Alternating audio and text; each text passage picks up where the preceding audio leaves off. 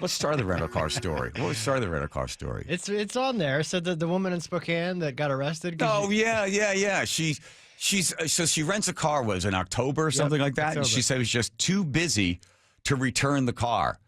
Very busy. No time to return the car. And when they said to her, why not bring the car back? Oh, I just had so much going on in my life at the time. I just never bothered to bring it back. Well, okay, then you're going to pay for it. Or that's also known as theft.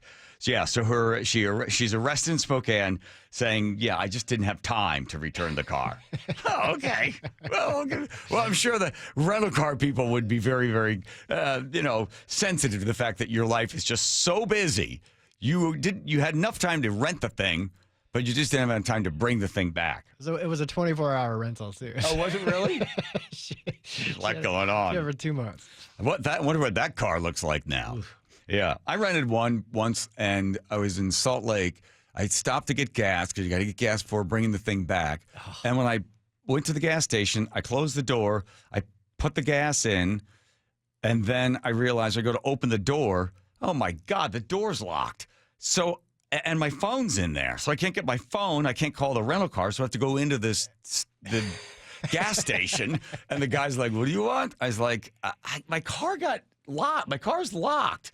I can help you. I said, well, can I borrow your phone? So I'm in his back room with all this stock stuff. There's all these cans of Monster and everything everywhere. And I'm on the phone with the people from Avis or wherever it was. I can't remember, Avis or Hertz or whatever. And the guy, I said, the car locked. Yeah, we've had that problem with that car, that type of car. I said, why is it locking? The keys are in it.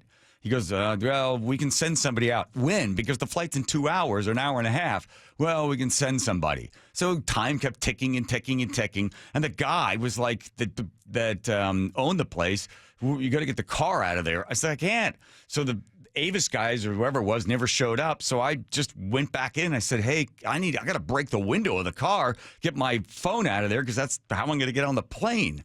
I got to call somebody. He's like, I don't have anything. You can look around. So I'm walking around a store trying to find something heavy to break the window with. I was going to buy it. All I got was my credit card. And I couldn't find anything. So now I'm walking around outside of his store looking for a rock or something. So I go behind the store, and I find like a brick or a big hunk piece of concrete. Now, wait, didn't you ask the rental agent? I said, which window can I break? I got to break a window. Oh, we can't give you permission to break a window. Can you wait? No, I can't wait. So I said to the guy, which window is the cheapest one to break? I can't answer that. I'm not allowed to answer that for you. Hold on. Then they put you on hold. The music's on there. I'm waiting. If I screw it. Yeah. So I took that rock, and there's like nobody around. Just a couple of people standing there, and I just looked around and took a couple of whacks to break the window. Yeah, I just knocked that glass out of there and popped the door open, and then got my thing in. I thought, screw it. I'm not returning the car. So I ended up getting an Uber into the airport. Just left it there. At the gas station? Yeah, I moved the keys. I thought, just leave it as it is. I took video of it and everything else, and I told the guy that owned the gas station, I need you to be a witness to this. He's like, I don't want to get involved. I don't want to get involved. So what? Okay, so you let them know, obviously. Well, I'm going to break it. I got to get my stuff out of here. And so what did they end up, which window did you break, by the way?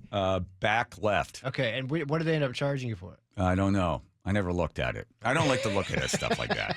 Okay. Only Nicole Thompson, my assistant, deals with that. Okay, I'll ask. She's like, hey, the rental car people. I don't want to know. I don't want to know. I don't want to know. I'm sure I could have a case say, hey, it wasn't my fault. I called ahead of time. So I don't know whether it all got handled or not.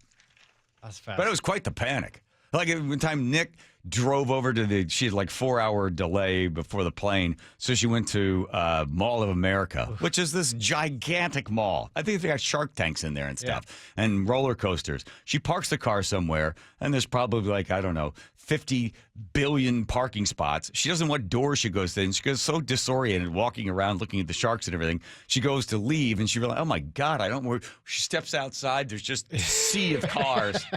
And she remember what door she went out. So she calls the rental car. She goes, I can't find my car. It's somewhere here at the Mall of America parking lot. And the guy said, it happens all the time. But they've got like a way to find it. So she just left her car too. Just left it. But that was okay because at least they knew. It wasn't like, oh, I have to steal the wheels off the thing before I go. Every weekend I rent a car. I remember one time I rented the guy gave me the same car.